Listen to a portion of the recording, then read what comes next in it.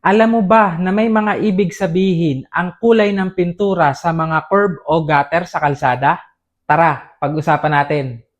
Ang una ay ang pulang curb o pulang gutter.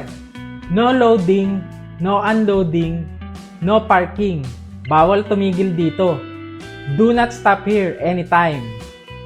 Ang pangalawa ay ang yellow curb o dilaw na gutter. Bawal magparking dito, pero pwedeng mag-load at mag-unload.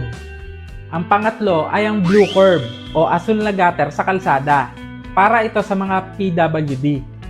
Ang pang-apat ay ang white curb o puting gutter sa kalsada. Para ito sa short-term loading o unloading, quick drop-off or pick-up. So mabilisan lang ang paghinto dito kung meron kang isasakay o ibababa. Ang panglima ay ang green curb.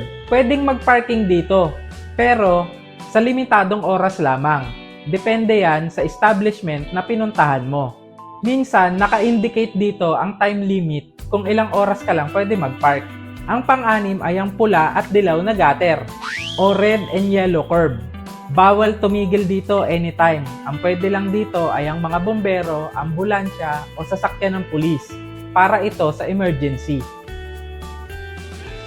Ano ang mga violation na pwede nating makuha sa pagsuway sa mga color curb na to?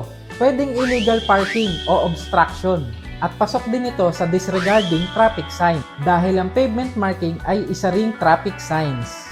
So kung may natutunan ka sa video na to, baka pwede naman paki-comment ng yes. Paki-like na rin ang video at huwag kalimutan mag-subscribe. Okay? Salamat! Ingat!